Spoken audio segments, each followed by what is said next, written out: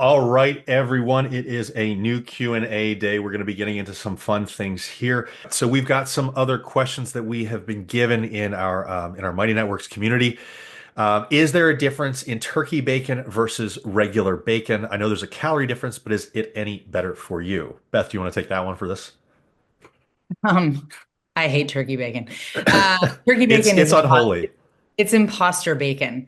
Honestly, if you like the taste and the flavor of it, eat it. I have no problems with that. I personally prefer to have regular bacon. It does have fewer calories and it has less fat in it. So a lot of people will make that switch to turkey bacon when they're in a calorie deficit just because it becomes a higher volume bacon source than regular full fat bacon. So it just really kind of depends on what you want to do with your calories, if it's worth it to you to keep the regular bacon in, which all day I'd rather just have one piece of bacon than three pieces of turkey bacon. It's completely up to you. It's a math problem really at the end of the day, but there's no nutritional benefit to turkey bacon over regular bacon. One thing that I would stress, and I would be careful of, is that these are highly cured foods, right? And so technically they're going to increase cancer risks over time. So whether it's turkey bacon or whether it's pork bacon, this is probably not something that you should be having on a daily basis. This is something that even if you're deciding to do this, having at least 400 or 500 milligrams of vitamin C in conjunction with it, so have it with some citrus fruits, is a really good thing because otherwise the concern with cancer with these foods is that the nitrates in these foods can cause nitrosamine formation in the gut. So if we are creating a situation where we're going to give ourselves cancer long term and we're thinking we're eating healthy because it's turkey bacon, it's probably not the right move. But you can largely prevent a lot of this by, if you're having it, lower the frequency with which you have this. And then when you do have it in conjunction with a vitamin C containing food. So fruits should always be paired with bacon. Sorry, I mean this is the whole pineapple on pizza thing and bacon and cured ham. Like it actually is there for a reason. This is science. So pineapple on pizza. There you go. All right. Um, I know this is individual, but when will the exhaustion period end? I have some days that I have to take a nap, won't make it if I don't. Trying to get at least 8+ hours of sleep. Is it possible I need more protein? I'm not tracking, just eating it with every meal. I was kind of joking about time management, yet not because my house is falling apart, because I don't have the energy to do the blah, blah, blah, blah. So the essential question is, I'm tired throughout the day. What do I need to do? Now, this is a group fitness coaching situation. And so with group fitness, you don't have quite the same level as like premier one-on-one coaching, which we do offer if this is something that you guys are interested in. And the premier coaching is it's simply better. It's just the way that it is. I mean, there's a difference in price for a reason. You get more support and you get a more specific personalized program with the personalized coaching. And part of that is we look at the other habits that you have in play. We're going to be cognizant of your nutrition. We're going to be thoughtful of your stress levels and your emotional levels. We're going to be thoughtful of your step count. We're going to be thoughtful of all these other things that come into play. So when people talk about the exhaustion period, this is something that is typically not directly related to the training program itself if you're picking the proper volume for you. Now, one of the reasons that we give ranges in volume is because you're going to have to make some adjustments throughout, your time when you're training, I mean, throughout life, where sometimes you've got more emotional stress. Sometimes your sleep is taking hits. You may still be in bed for 8+ hours, but you may not be sleeping in the same manner. Maybe work has picked up. All of these things, particularly emotional stress, whether that's a traumatic event that's happened in your life, whether that's more requirements from your work, whether that means that you need to be more creative because being creative is much more mentally taxing than just kind of going through the motions. I mean, and what really brings this up to me is whenever I have to create social media content. I mean, I literally have to be super creative anytime that I do that. Whereas if I was going in and just doing work that is just muscle memory, it's much easier to do that, even if it's the same amount of time. It's much of a bigger drain to have that stress or emotional pressure on you, right? So when people talk about feeling exhausted and always having to take a nap in the middle of the day, a lot of it has to do with the emotional stress that they are experiencing throughout life. And sometimes, prioritizing managing that is the right way to deal with this. Maybe you need to lower your training volume a little bit to be able to manage the stress that you're having in your daily life to be able to recover a little bit more. But most of the answer to this is protein is going to stay relatively the same whether you're stressed or not, but maybe you need more calories during a period that's stressful. Maybe you've been sick and you might need some more calories. Maybe you're recovering from injury and you might need some more calories. Maybe more calories will allow you to stick to the diet more consistently. Because if you're very low on calories and then you're getting emotional stress at the same time, maybe you're dipping off of the nutrition that you had in play. And so all of these things add in. But it takes reviewing your entire lifestyle as a whole to be able to identify where you're deficient. And it's probably multiple places. It's probably you feel stress from, you know, kids, significant other, work, all of these other obligations that you have. Maybe you're stressed out because of the political or economic environment, and all of these different things can add into this. And so my answer for a lot of people is if we're doing personalized one-on-one coaching, we kind of go through these different types of things. And we say, okay, well, what are you experiencing and where can we make a personalized recommendation for you? If you don't have that, what you do is you take a stock of what's going on in your own life, and then you address the root causes of your emotional stress. Is your nutrition on point? And if you're not tracking, maybe you need to track for a certain period of time because being able to track for a certain period of time will show you where the gaps in your nutrition are. Maybe you're not getting enough protein, but that's not necessarily directly related to this, but it's going to help with your progress overall. And then evaluating your sleep health. And by doing that, I mean, are you making sure that you're not having caffeine within 10 or so hours of when you're going to bed? Are you making sure that you're cutting out blue light and light from electronics a couple hours before you go to bed? Are you making sure to have a de-stressing routine in your daily day? I mean, it doesn't, it's different per person. Maybe it's a meditation journal. Maybe it is playing video games. Maybe it is reading a book that you really enjoy, but something to really ground you and bring you back into the present instead of worrying about the future or the past can be a very, very good thing. So when we talk about what can be done to increase energy levels, you're doing the physical fitness if you're doing this program. So you've got that part down. Now it's about taking care of yourself mentally and emotionally, making sure that you are minimizing stress, making sure that you're getting good sleep, and making sure that you're fueling yourself. So it's going to be one of those or a combination of those to look into to see where you might be deficient and what might be causing some of those issues that you're dealing with. And the typical answer is it's probably your husband or your kids or your wife. And so look into those things. And if it's some of those things, you know, with a significant other, it's a really good situation because you can broach this topic with them if you decide that it's them. But the way that you broach this is you say, "Hey, this is what I'm trying to achieve. This is how I'm feeling right now. Can you help me out? Like, can you be on my side with this?" Ask them to be a partner for you in this because then you're not blaming them. Say, "Hey, look, don't say that it's their fault or anything like that, even if you think that it is. Say, hey, look, I've been experiencing a lot of different stress in my life. Could you help me out here? This is how I'm feeling. I think that with your support, I can get through this and blah blah blah blah blah." That way, you conscript them as someone who's on your side, as they should be. And if they're a significant other that loves you, they'll consider that an okay thing. But the important thing is not blaming them for it. The important thing is bringing up the idea that you're experiencing this so they can become knowledgeable of it because they might be adding into your stress and not even knowing that they're doing it. They might be a perfectly good person and they just don't realize what they're doing. And so by asking for their help, for their advice, for their support, explaining what you're trying to achieve, explaining what you're feeling, you can start to get into a better situation because of that. So that might be an issue, but hopefully I've given you a few um, different strategies to be able to pull into play if that's one of the causes. And sometimes you see the same thing with kind of like overbearing parents. And people will deal with that throughout the rest of their life. And this could be the same way that you could, broach that subject with them. Okay. Why so few 70 plus year olds with good muscle mass? Is it hormones or other problems? Hormones are typically not the reason why people lack muscle mass. It's typically because of their habits and their routines. I mean, even when we look at people, we always talk about like the menopause transition whenever we get into these types of questions. And I don't mean to like make guys feel left out, but the reality is we don't really worry about our hormones. Unless you're in a situation where you need TRT, you don't really worry about your hormones as you age. You think that the problem is something else. So when this asked about hormones specifically, um, know that hormones aren't the reason that you're losing muscle mass even throughout transitions like menopause. When we look at the data, as long as you continue lifting or as long as you start lifting, You don't lose that muscle mass. We do potentially lose muscle more quickly in postmenopausal women or in the menopausal transition if you don't lift weights.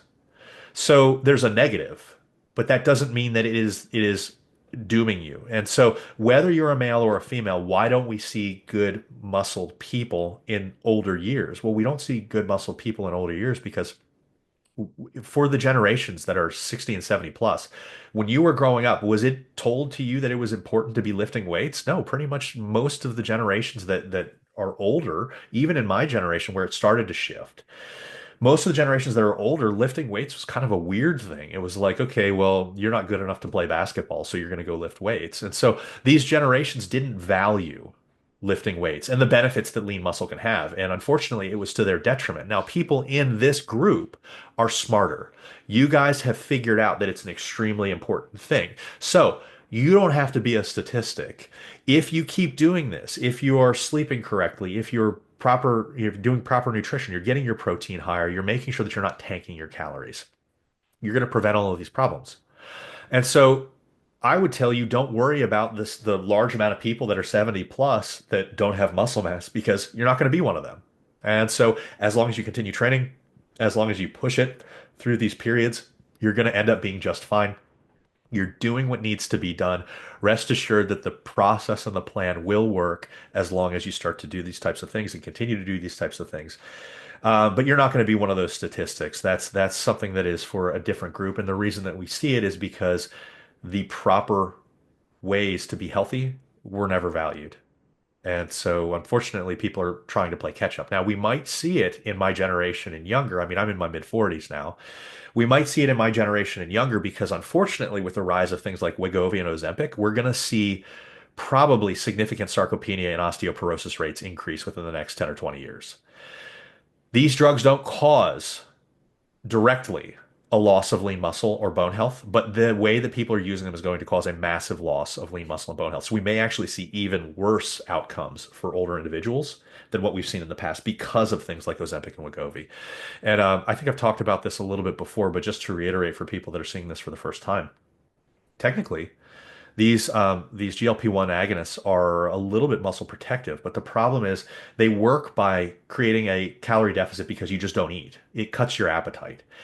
And so the same issues that we have in like starvation scenarios are the same issues that we have with this. If you don't eat, you lose muscle mass. And so these people that are going on Ozempic and Wegovy are really losing lots of lean muscle mass, and they're going to be very unhealthy over many, many years. Now, initially, it's going to look great if you have obesity in play because your bloods are going to improve, but then over time, you become more and more frail.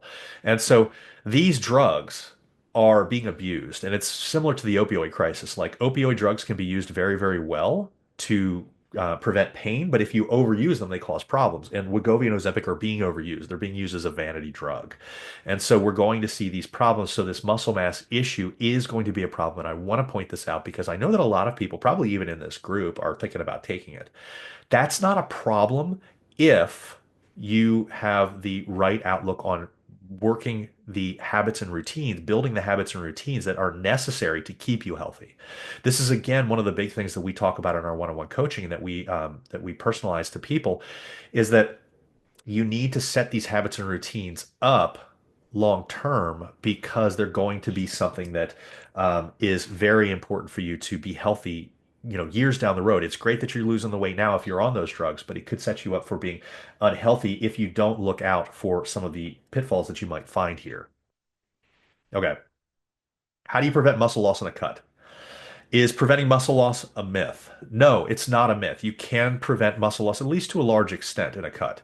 Depending on your genetics, some people cannot prevent muscle loss in a cut. The leaner that you are, the more experienced that you are, the more likely you are to lose lean muscle in a cut. But there are some things that you can do to minimize or prevent it entirely. If you have a smaller calorie deficit, if you lose weight more slowly, you can prevent lean muscle loss if you keep protein high, if you weight train, and if you sleep. Sleep is a big thing here that a lot of people don't realize is a big thing because if you're getting 8+ hours of sleep, you actually retain a lot more lean muscle and you actually lose a lot more body fat in a calorie deficit. And so the people that get, 6 or 6.5 hours of sleep, they tend to lose more muscle and they tend to retain more body fat. And so this is one of the reasons why we see people with shift work having worse body compositions overall. And if you have shift work, you can't do anything about the way that you sleep. Then you have to really dial in the rest of your things. You've got a little bit more leeway with the other things like nutrition and training if you have really good sleep. These are all part of a total level of things that affect you. So I want to bring that up because this is an important thing that people kind of overlook. They always get down the training. They always get down, for some reason, supplements is like the most important thing for everybody. But sleep is always overlooked, and there's always an excuse not to get really good sleep. But I want to tell you, prioritize it because it's going to make a huge difference for you. Any side effects to statins? I'm answering this question specifically because I want people to know that if your doctor recommends um, you take statins, you should probably take statins because the alternative is potentially dying. And so we don't want you to die. Understand, though, that with statins, that's typically a lifelong drug when you go on it. So if we can stress fitness and nutrition prior to this happening, even better. And that's what I want to stress about this. There are side effects to statins, and there's some pretty nasty side effects to statins, but the benefits will outweigh those side effects in the people that really need to take them. The problem with statins comes into play that you apparently become more prone to soft tissue injuries with statin intake long term. So tendons and ligaments can be more prone to injury. So it's something to keep an eye on. And maybe if we have a more stable version of an exercise versus a less stable version of an exercise that would not be anything in consideration for anybody else, if you've had a history of tendon or ligament issues and all of a sudden you're on statins or you've been on statins, maybe you choose the more stable of the two just because of a situation that you're in. And this is a situation where nobody else would even be considering that. Okay. So think about this. If you have any questions, talk with your doctor. This is not medical advice. I have to say that, but it is something to be aware of. Does not eating enough carbs kill gym gains? Carbs are not necessary, but they do help with building lean muscle. And in fact, a lot of carbs help with building lean muscle. And so it's a lot higher than what people think. And we've mentioned the numbers before, but currently what the research suggests is 3 to 8 grams of carbs per kilogram of body weight is what maximizes hypertrophy. Just like I said last time, anytime that we talk about this, people will do the math on that and they'll say, well, I can't lose body fat with that many carbs. You're right, you can't. It's probably going to put you at maintenance or above. But we never expected you to gain muscle optimally in a deficit anyways, so that shouldn't be surprising. So the real answer as far as carbs go, first off, carbs are delicious. So add some carbs into your life if you can afford putting that into your calorie allotments. Secondly, when you're setting something up, assuming sustainability and preference is equal across the board. You want as many carbs in your diet as possible while still allowing you to move towards your goals, assuming you're getting proper protein and fat minimums in play. So when people talk about the ratio of fat to carbs, if you can do more carbs and you like that, that's great because that's probably going to be more beneficial than upping fat too much. I personally like eating more fat than I like eating more carbs, so I don't. But I also am objective with the research and I realize that technically progress probably would be better if I switched those ratios a little bit and added more carbs and took away a little bit of the fats. And if you do that, then the fats that you do get should be coming from more unsaturated fat sources, monounsaturated and polyunsaturated fats, because they're more important from an overall health standpoint. We talked about saturated fat before.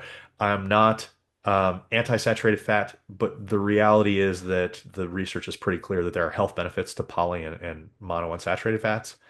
And so, yeah, make the large majority out of those, and you're going to do just fine. Is it necessary to be in a specific heart rate zone to lose fat? This is a wonderful question. I love this question because you're going to get tricked a lot by fitness influencers with this thing because I don't think that they even understand it. There's a difference between fat burning and fat loss. Fat burning, you're using fat to burn for energy for whatever effort that you're doing. And this is usually done in lower intensity work for cardio, like walking and stuff like that tends to burn more fat than higher intensity work that tends to burn more carbs. When you're doing higher intensity work, you're burning more carbs because carbs are a more readily available energy source. When you're doing less work or less intensity, you're burning more fats. Now, whether you burn more fats or more carbs during an exercise has nothing to do with fat loss. Fat loss is entirely based off of energy balance. So whether or not you have more or less calories in your day than compared to what you're burning from living and doing the exercise that you're doing. If you burn more fat from your exercise, which is what these people try to tell you to do, they're like, burn more fat, and therefore you lose more fat. That 100% doesn't work. Because what ends up happening is if you burn more fat during your exercise, the rest of the day, you're going to have less fat in your system. So your body preferentially starts taking from carb sources. At the end of the day, it all equals out. And that's why only the calories in, calories out matters for weight loss. So if you're trying to game the system and you're saying, well, is a heart rate zone for fat loss going to be relevant? No.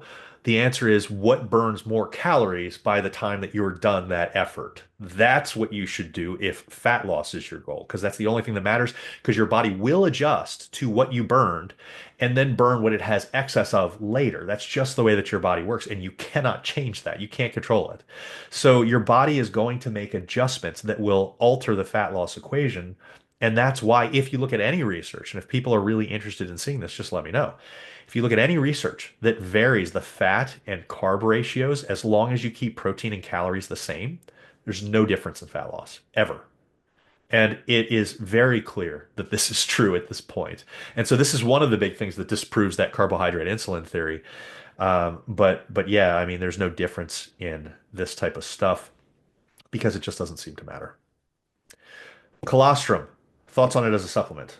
It's equivocal. It's hazy. It's gray. And it's gray because it looks like it works really great in infants, and it does not seem to work very well or at all in adults. There are a couple things that it could work well for. It could work well if you have like HIV related diarrhea. It could work well if you are like prone to some kind of bacterial infections like E. coli. But if you're doing that, then you need to be getting colostrum sourced by animals that have been inoculated to whatever the issue is. And so, do we expect to see major gut health benefits from these types of things? Do we expect to see immune health benefits in a typical population? You can certainly find a couple studies that say yes. You can find a lot of studies that say no. And so right now it seems to be in no way reproducible, and that's kind of a problem because if it actually worked, you would think that reproducibility would be high from study to study, and we don't see that. So in most cases, is colostrum a bad choice? I mean, I would look at it the same way as I would look at whey. So if you can find whey that's cheaper, just buy the whey because that's probably the same benefit that you're going to get. Thoughts on weighted vest trend for walking?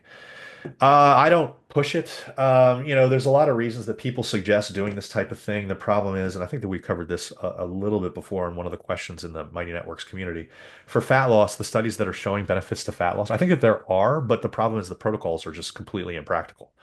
You have to wear it for 8 hours or more a day, and then when people were wearing these things for 8 hours or more a day, it was causing back problems. So, are the slight benefits to calorie intake worth back problems? I would say probably not.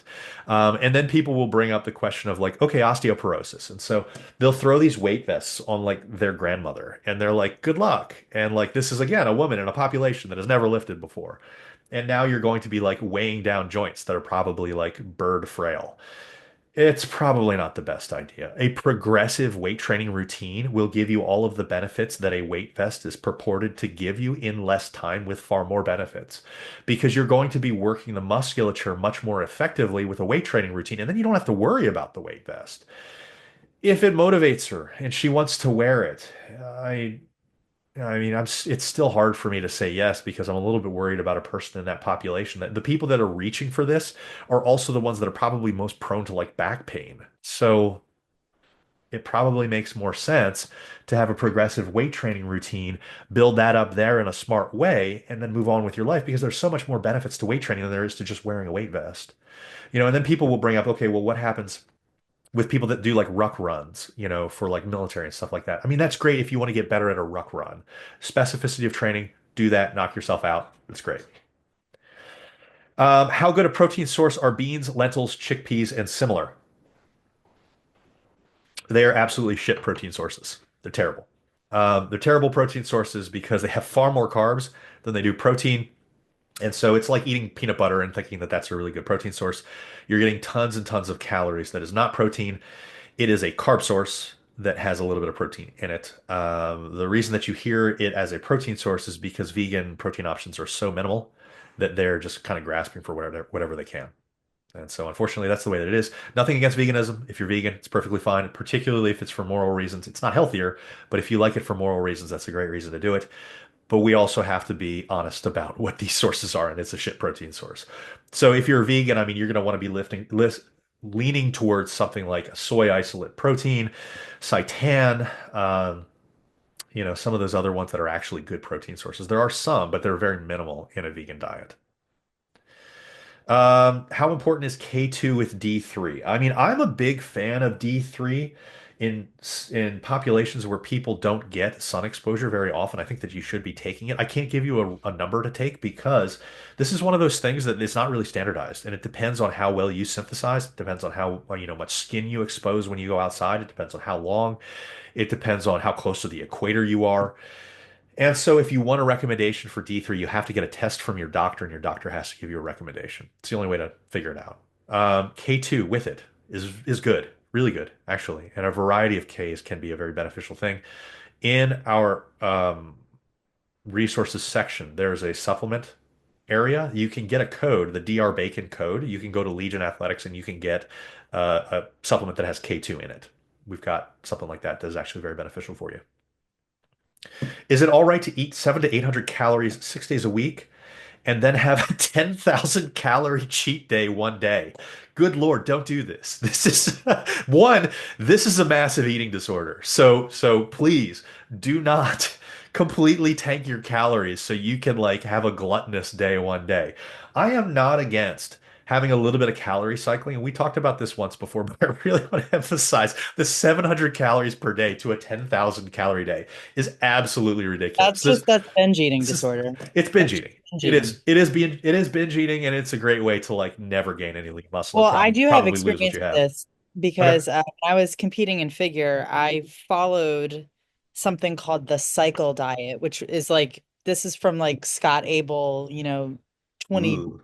2008 era, like when I was competing. This is super bro.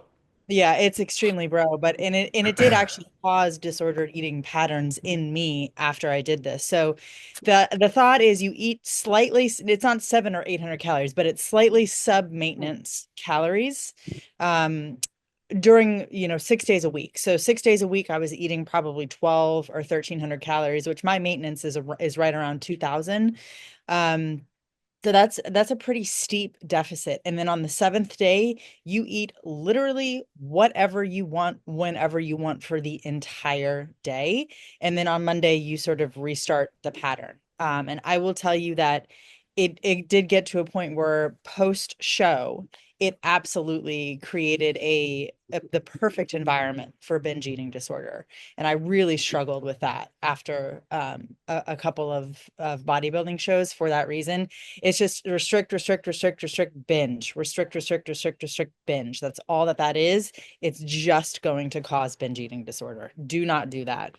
Yeah, I mean psychologically the I mean there's excuse me. There's certainly physical problems, but psychologically the problems are even worse. Good God. Now, It is. if you want to have, I'm not against the idea of having like if you want to have 5 days with slightly lower calories and then 2 days for the weekend with slightly higher calories, I'm okay with that. But if we're going to do this, one, there's no physiologic reason why this is superior. But two, if you want to do that and maybe knock off a couple hundred calories during the week and then add a couple of those 100 calories to the 2 days on the weekend, that's fine, but keep them relatively close and realize that you're also still tracking on the weekend and that you're largely not choosing different foods. This might give you the ability to have a couple slices of pizza Saturday night, which is the intent of this, right? But it doesn't say, hey, go fucking nuts on the weekend and completely blow it out as an excuse to look at your food as good and bad. So if you do it that weekend, you're still going to be having your eggs and oats. You're still going to be having your chicken breast for lunch. You're still going to be having that salad meal. And then you might have a little bit more at dinner. And that's okay. That's a healthy way to incorporate it where you're realizing that having some of these traditionally junk foods is okay to incorporate in a diet and you're doing it in a way that allows you to do it. That's also not causing muscle loss. That's also not causing disordered eating and some of these other problems. So if we can do it that way, I'm on board with it. Having said that, a continuous standard diet There's nothing better than it. There just isn't. So this is more of a I prefer to eat in that pattern. So if you do it in an intelligent manner. Beta alanine, continuous use for life versus cycling it. I have a coach that told me to cycle it. Don't cycle it. There's no reason to ever do that. There's nothing that's in beta alanine that would cause these issues. The idea for cycling beta alanine was based off of the fact that they were worried based off of, I can't remember if it was animal or cell cultures. They were worried that it would deplete taurine levels in the body. And then we realized that in actual humans, it doesn't do that. So you don't really need to worry about that. Will doing cardio after resistance training affect strength and hypertrophy gains?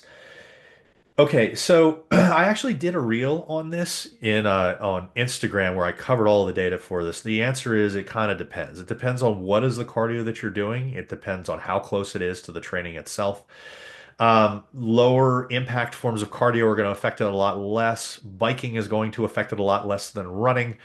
In 99% of cases, the answer is don't even worry about this. It's not worth worrying about because most of you aren't doing cardio to the extent that it would really affect this type of thing. It can affect this type of thing. And if you're worried about it, if you're doing a lot of cardio, I mean, I've got some clients that are triathletes that are marathon runners, and we certainly have to worry about that type of training with them because it will affect it with them. That's when you want to optimally put your weight training on different days than what you do cardio. That's the best. Choose lower impact forms. Bikes affect it less than running. Um, if you cannot put it on a day that's opposite your weight training, then spread it out 4 or 6 hours from your weight training session itself and have two different sessions. If you have to do the back to back and you're doing a standard, cardio session that we've got programmed, the way that we program it, it's not going to hurt you. So if you look at the group training fitness, that's not going to affect you in any way negatively because we've programmed things intelligently enough that it's not going to screw you up.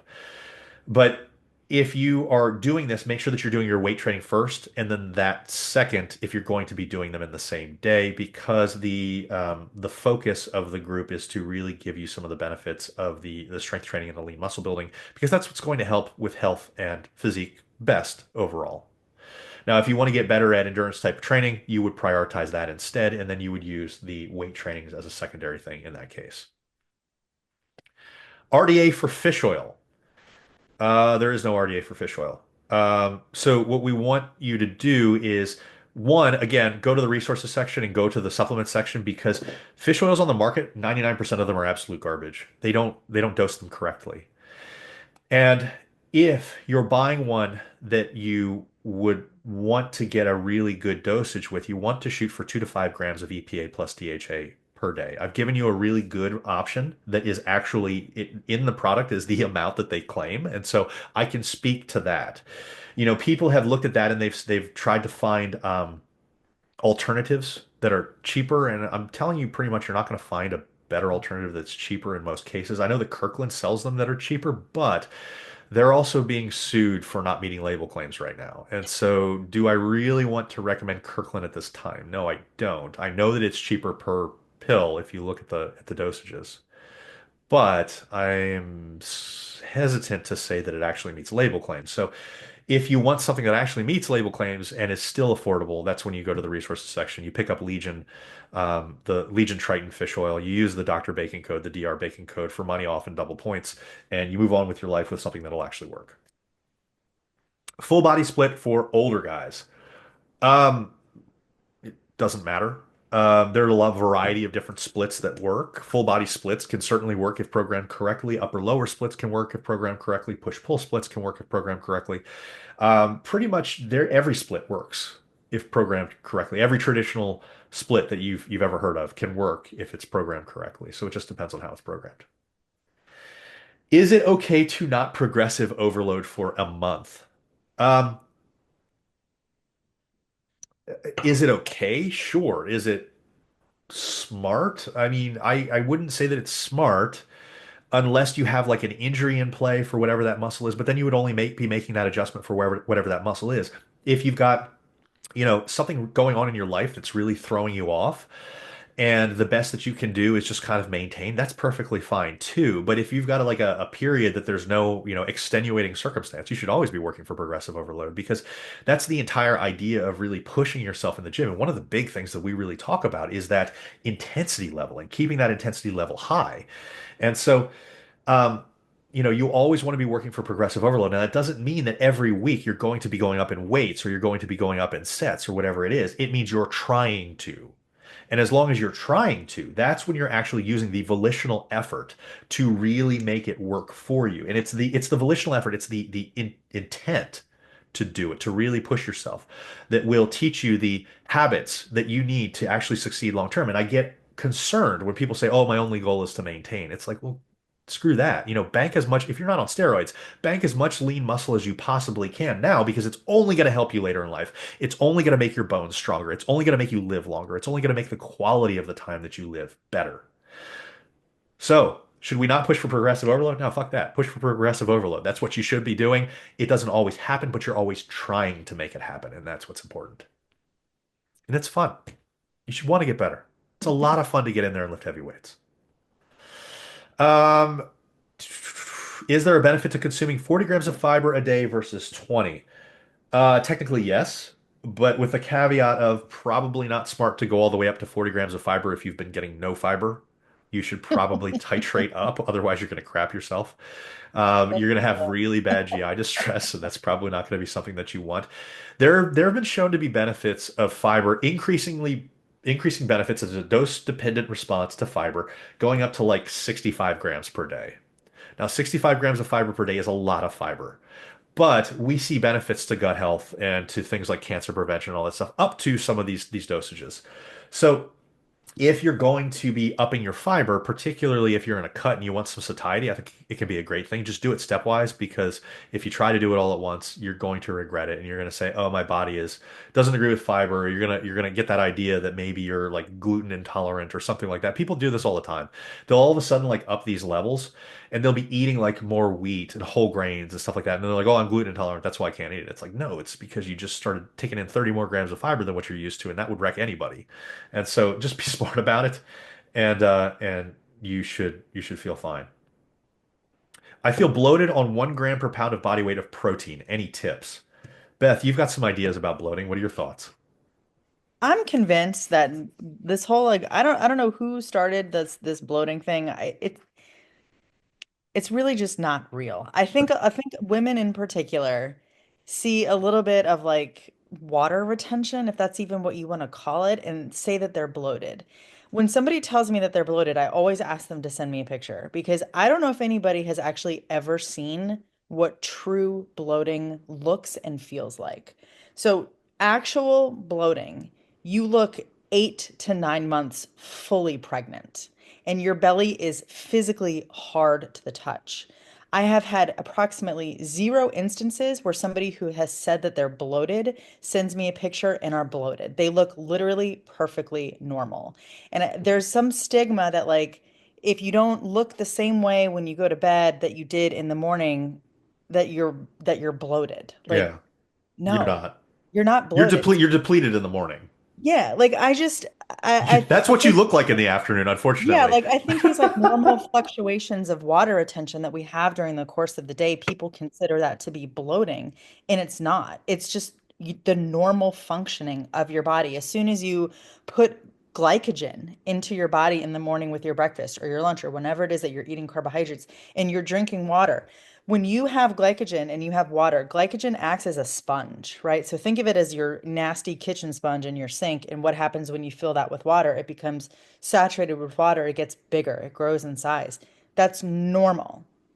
So to me, this whole bloating thing, like I don't think that this is anything that we need to be micromanaging or worried about or thinking that there's something wrong with us if we retain a little bit of water over the course of the day with our normal eating and drinking patterns. If your stomach literally looks 8 months pregnant and is physically hard to the touch, like it looks like and looks and feels like you have a basketball inside of your shirt that is bloating, you probably need to go to your doctor.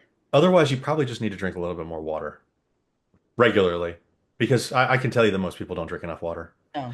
And so, the general rule that we like to give is It's different per person and whether or not you work out in a 100 human environment. Certainly, yes. So what I like to do is I like to give a minimum, tell you to spread it out over the day, and then if you want more, drink more. If you feel thirsty, get at least, it doesn't matter who you are, get at least 100 ounces of water per day. And obviously black coffee, the water for protein shakes, unsweetened tea, all these things count. Get at least 100 ounces per day, and then if you're thirsty beyond that, drink more to your thirst. The problem is that unfortunately there's discordant thirst cues, and there are a lot of people that like literally don't drink at all because they just don't feel thirsty. Athletes tend to fall in that category. That's me. Pregnant women tend to fall in that category quite a bit. Your thirst cues just don't align with your body's actual hydration needs. And I know that this is kind of a controversial topic, and you will talk to other coaches, and they'll say just drink when you're thirsty.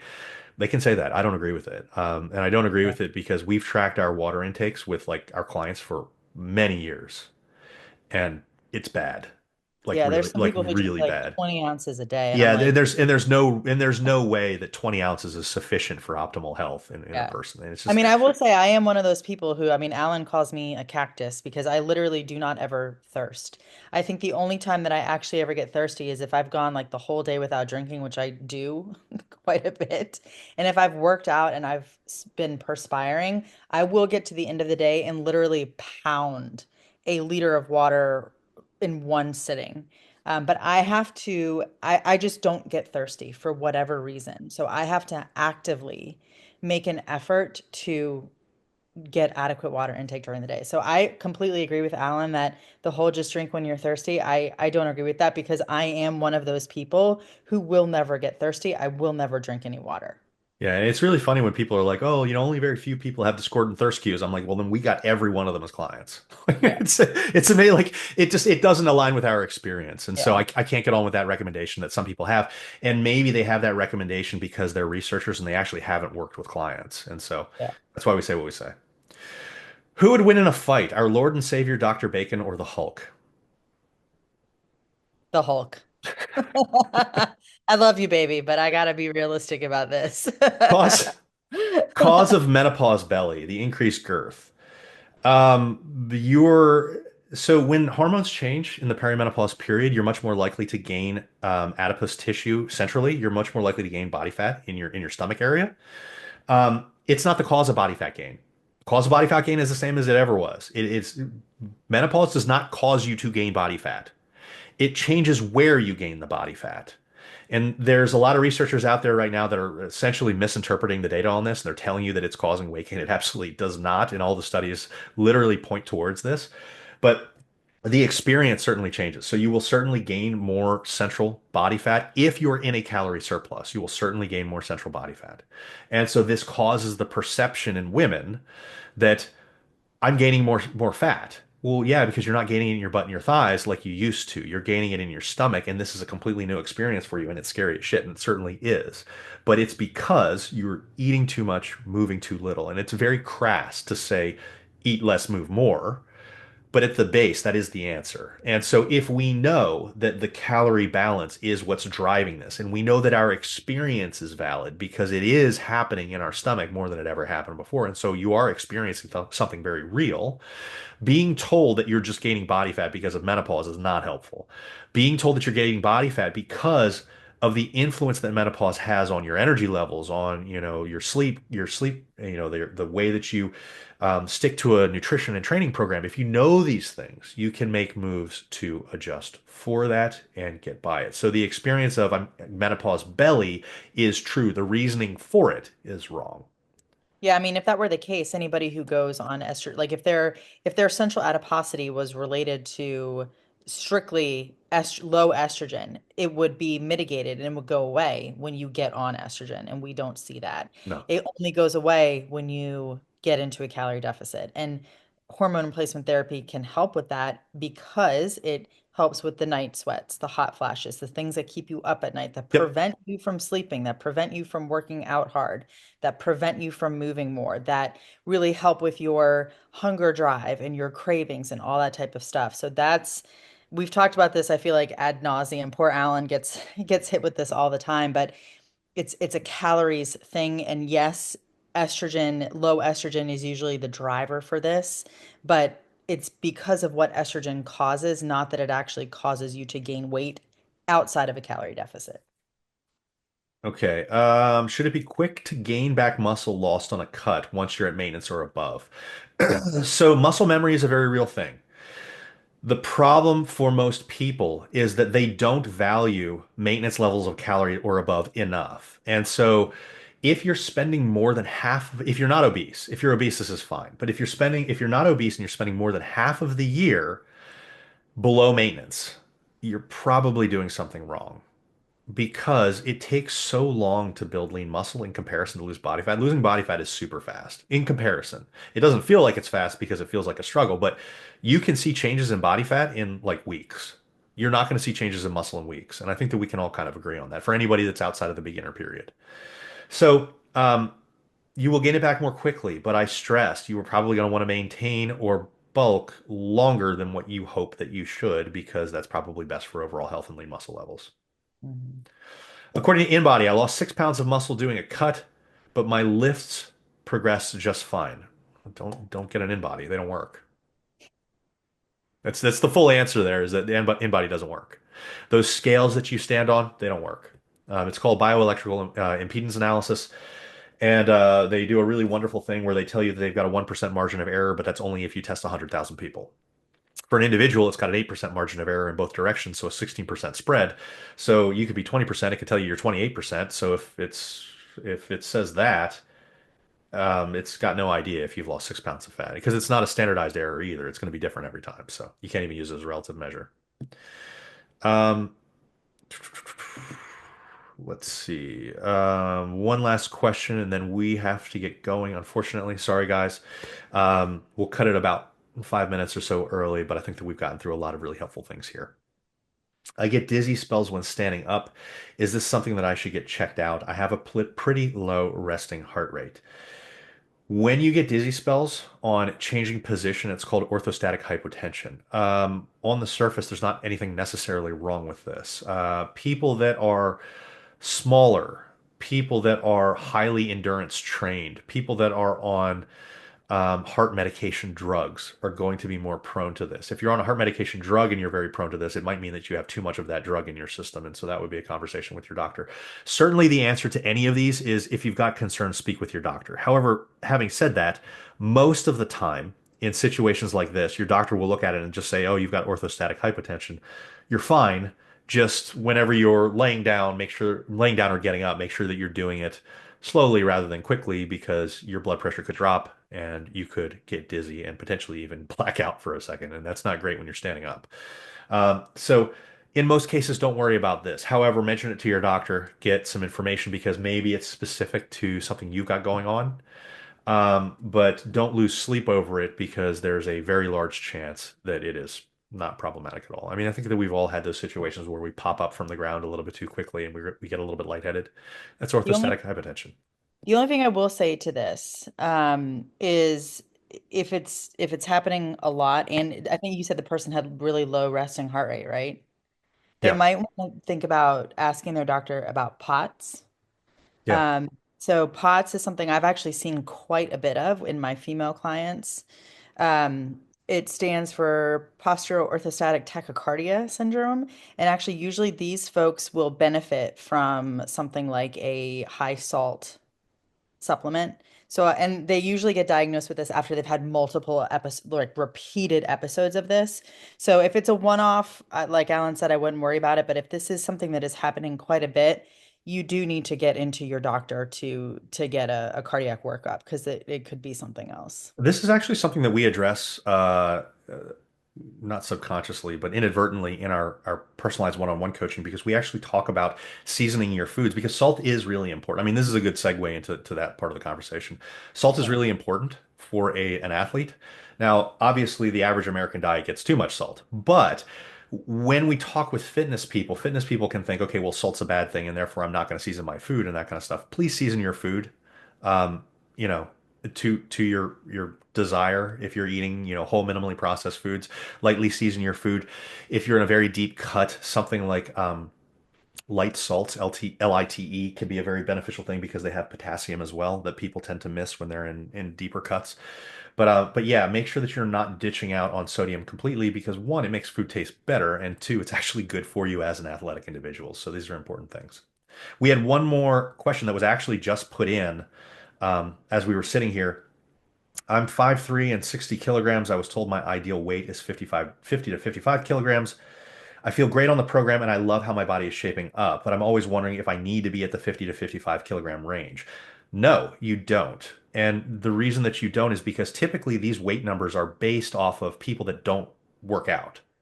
And so if you have lean muscle and you are better looking and you are healthier than the average person, why are we trying to downgrade ourselves to the average person? Don't do that. Expect more from yourself. Do Wonder Woman and not wanting to be, Lois Lane when you can actually have something that is better than the actual, standard. So they're trying to make you, as a doctor, a lot of doctors don't understand the athletic population. That's just the reality of the situation because when you're taught in medical school, you're taught to the gen pop. You're not taught to athletes. So you actually have to go out of your way to either take specific courses for the athletic or you have to learn on your own outside. And so you will usually find with physicians that they will give you recommendations for gen pop. But in this group, we are better than gen pop. So you don't have to align with those standards. By BMI standards, by ideal weight, I'm obese, but I'm a lot healthier than the average male. And it's just because I've got more lean muscle mass, and that's okay. And you're going to be in a similar situation. And even for women, saying you're going to have more lean muscle mass, that shouldn't be a scary thing because you should want to look like an athlete, or I hope that you do as a person that is, mindful of your weight training activities as you would be in this group. You're going to expect to be heavier than the general recommendation because lean muscle has weight. And that's okay. You're going to look a lot better. You're going to look a lot better than that girl that's 10 kilograms lighter than you because of the fact that your lean muscle is giving you shape. You're going to have that peach booty. You're going to have thighs with some curves. You're going to have, arms that aren't just like noodles.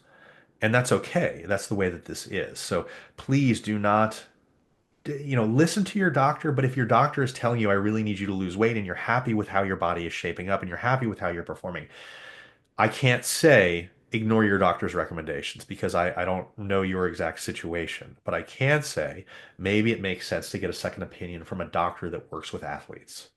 Because I can guarantee you, just like with creatine, and we have those conversations, they look at it and they're like, this is fine.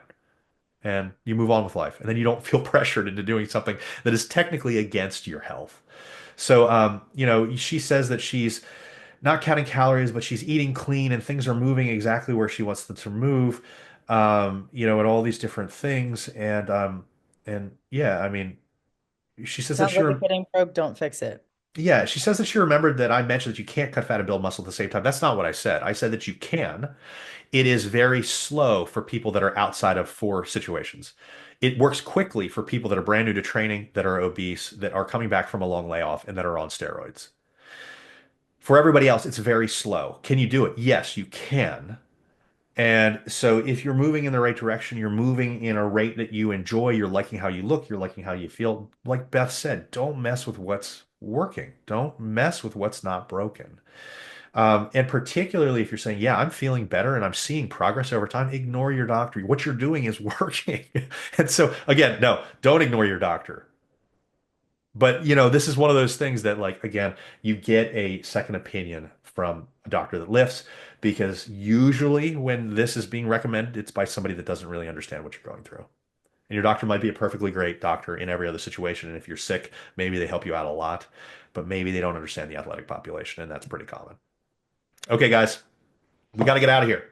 But thank you for all the questions. This was another great Q&A. We will get this up as soon as we can, and certainly reach out to us at any time in Mighty Networks and recommend the coaching to your friends because we always want to help more people. Thanks, everyone. Everyone.